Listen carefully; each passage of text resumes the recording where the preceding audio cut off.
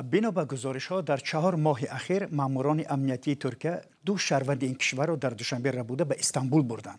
آنهایی را که پیروان فتح گولین یکی از مخالفان شناخته حکومت ترکیه می‌دانند. کارای ورال مدیر سابق یکی از لیسه‌های پیشین تاجیکی ترکی و صاحبکار ترک و امسال کوچ رهبری سابق مرکز دیالوگ در دوشنبه تابستان تیر ماه امسال در ربوده به ترکیه برده شدند. سازمان حامی حقوق گفتند این کار مقامات ترکیه را نمونه دیگری انتقامجویی از پیروان فتح الله گولن نامیدند. مقامات انتظامی تاجیکستان این قضیه را اصلا شرح ندادند، ولی تحلیلگران میگویند دوشنبه در عوض میخواهد مخالفان خود را از ترکیه بیاورد. موضوع امروز گپ آزاد در همین باره است و مهمانان ما عزت الله ددبایف مفتش سابق ریاست وزارت کارهای داخلی در شهر دوشنبه و شرف الدین گدایف از فعالان مخالفین حکومت تاجیکستان. خوش آمدید به برنامه ما و ابتدا شروع میکنیم از عزت الله ددبایف. شما همچون مفتش در وزارت کارهای داخلی کار کردید و این گونه انتقال و یا به دادگاه و محاکمه به کشور دیگر بردن گمانبر در جنایت چگونه صورت میگیرد؟ مرحمت.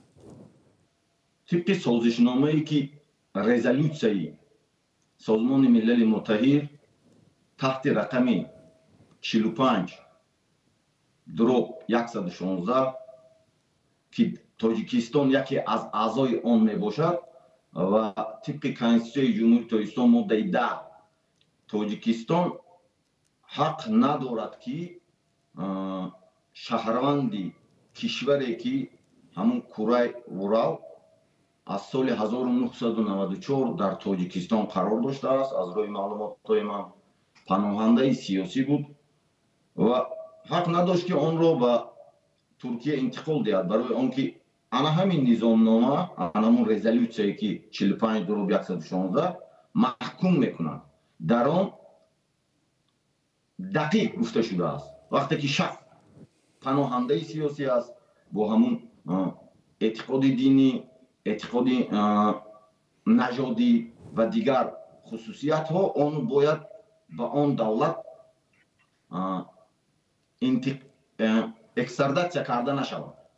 پس راه قانونیش چگونه باید صورت گیرد؟ یعنی ترتیب قانونی اول باید حبس موقتی کنند مدت 40 روز طبق نامه سازشنامه و در دوام 40 روزی حبس موقتی تمام از کانال های علاقه دیپلماتی، تمام حجت های همون دولتی که طلب می نماید به چی گناهکار بودن شخص را پیشنهاد نمایند، حجت ها آموخته برآمده شده از جانب دولتی همون اکسترادیسیون کرده می شدگی اون استبداد میکند، همون دولت به می سپارد، باید آموخته شده، حکم سود برآمده، تصدیق کرده شده، بعدا آن همه همین حجت‌های باید ترتیب داده، بعدا بعد 40 روز یا مهلت دراز کرده شود یا شخص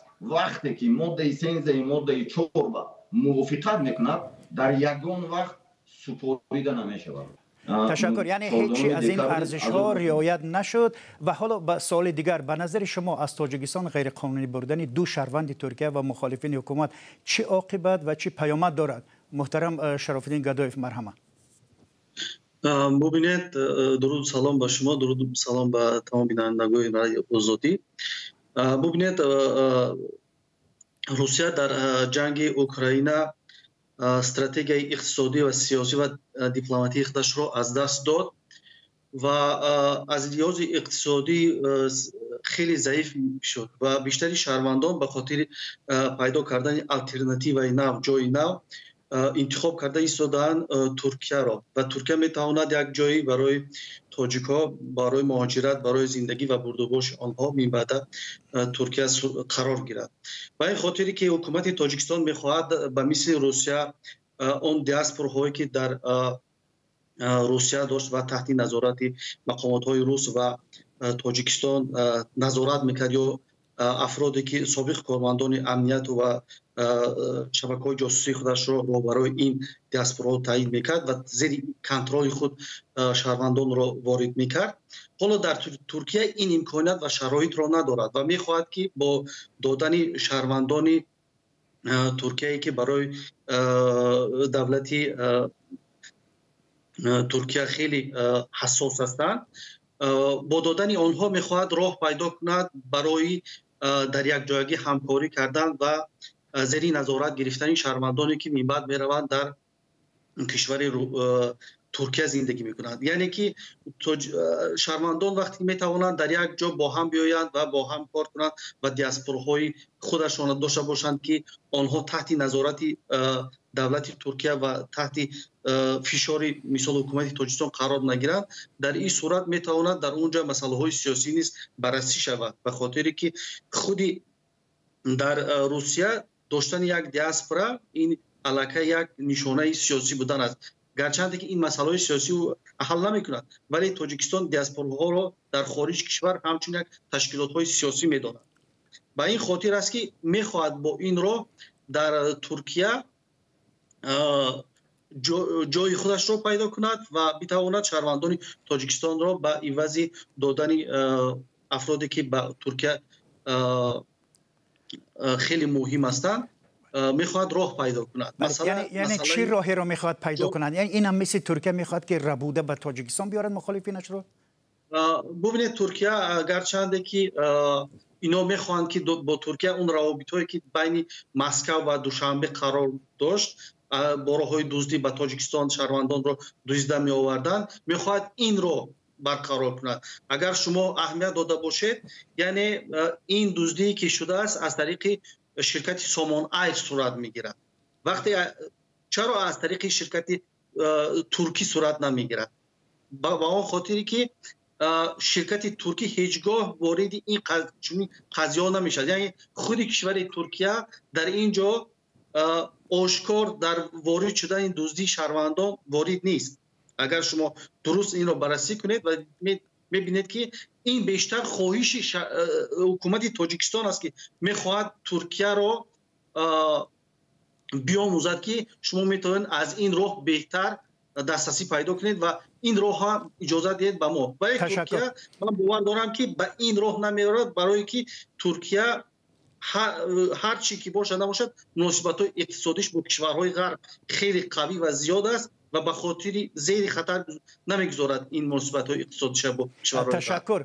این احتمال وجود دارد که از این به بعد به تاجیکستان سپردن و یا غیر قانونی آوردن مخالفین حکومت که آنها را مقامات به هر نوع جنایت متهم می‌کنند زیاد شود، یعنی بیشتر شود؟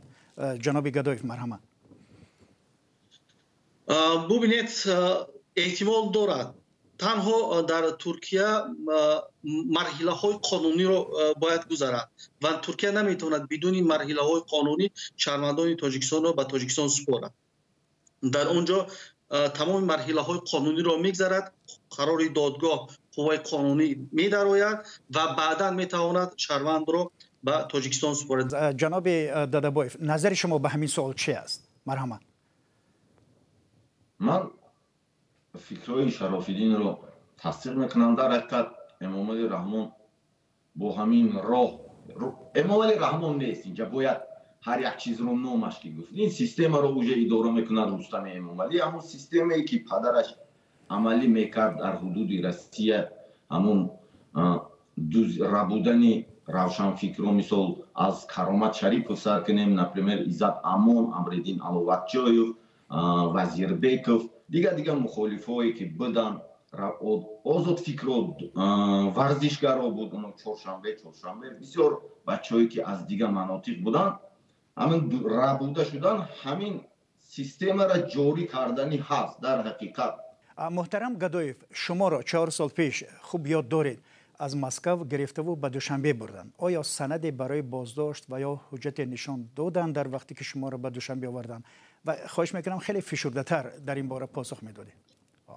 ببینید در وقتی که من از مسکو دزدیدن هیچ سندی ترتیب نداده و فرماندهان مقامات فدرالی امنیتی روسیه دزدیده آورده در داخل سامالیات در دست مقامات تاجیکستان دادن. یعنی که در اینجا بدون ترتیب دادن هیچ سند این دزدی صورت گرفتگی است و این کار اینها حقوق نداشتند، چون وقتی که شما به هواپیما وارد میشوید حداقل هواپیما باید که سندهای تصدیق شده را وابسته به استعداد شما که شما رو مجبورا در سمالیات یا هواپیما وارد میکنند باید اون پرسان شود. یعنی در تمام مرحله هایی که برای بازداشت هست اینها بدون اینها گذاشتگی هستند و به این خاطر این را میگویند آدم ربایی. قضیه من این قضیه آدم ربایی بود. تشکر. اگر سازمان های بین المللی مساعدت نمی کردن شما حالا در اونجا بودید؟ در کجا بودید؟ من فکر میکنم حالا در پهلوی برادر زید سعید فیزادمون و دیگرها نشسته با هم فکر میکردیم که در بیرون تاجیکستان مردم چی حال دارند و چی کار کنیم با مردم کمک کنیم. ببینید ترتیب دزدیده شدن شهروندان تاجیکستان این خیلی است که در بعضی جاها خودی از مقامات تاجیکستان در روسیه شرکت می‌ورزند و در یک جایگی می‌دوزند. بعضی حالت‌های می‌شود که مقامات‌هایی که فساد زده هستند یا با سپارش علاقه راهبر بین آنها مصلحت شدگی است و دزدیده آورده در داخل طیاره. یعنی دو نمودی دزدیده شدن وجود دارد. یک حتی کارمندان وزارت کارهای داخلی می‌رفتند شهروند تاجیکستان رو از داخل روسیه دستگیر می‌کردند، به هواپیما آورده سوار می‌کردند بدون مقامات‌های روسیه. این خیلی حالت‌ها هم در دزدیده شدن شهروندان تاجیکستان جای دارد. یعنی افرادی که چندان معروف نیستند. ببینید وقتای آخر سفر یوسف رحمان دادستانی کل تاجیکستان به کشورهای خارجی و گفتگوی او درباره استرداد گمانبران به جنایت به تاجیکستان زیاد می شود. بعضی ها می گویند که این سفرها محض برای استرداد بعضی از مخالفین دولت است. در تاجیکستان آنها را مقامات به جنایت متهم می کنند. نظر شما در این باره چی است؟ مثلا دادستانی کل چند روز پیش در فرانسه بود و دیروز در اسپانیا بود. در این موضوع خیلی صحبت‌های زیادی داشته است. شما چی میگوید محترم دادابایف در رابطه با این مسئله؟ تاجیکستان طبق همین سازشنامه‌ای که من گفتم هم خیلی عمل میکنه و دیگه خیلی ترتیب پیشنهاد کردگی نیست. اینترپول دا اومدگی او اینترپول این اینستروکسیه اینترپول انا همون قانونی که تمام رزولوسیه سازمان ملل متحد 45/116 از 14/12/1990 هست طبق انامین عمل میکنه. برای همین تنها اینها یکم ماده همین چیز میگوید که شخص باید در آن دولتی که قرار دارد باید جنایت صادر نکنه. وقتی که جنایت صادر کرد انا همون دولت میتواند که مدت معین تا 6 ماه زندانی کند یا تا 1 سال زندانی کند. بعد حکمش تمام شدن پیش از تمام شدن 6 ماه پیشتر تاجیکستان که همکار کرد انا خیلی سپور انا خیلی پروسیدورش هم استفاده میبرند. تنها از شخص طلب کرده میشود که باید قانون ویران کنی، حتی کوچک قانون ویران کنی که غیر قانونی مثل راندن автомашина، غیر قانونی نمیدونم کردیت استفاده بردن، غیر قانونی. ببینید شما به سوال ما پاسخ ندادید. بله ما جواب از شما نگرفتیم. یعنی رفت این ملاقات هایی که دادستانی کل انجام داد اکنون چی خطر یا چی پیامد خواهد داشت؟ به این میخواستم چند جمله خیلی کوتاه. برای مخالفا در این دولت ها پیش از همه که قانون انسانیت حقوق بشر عمل میکند و اون وای میخواهد که گیرد همه را.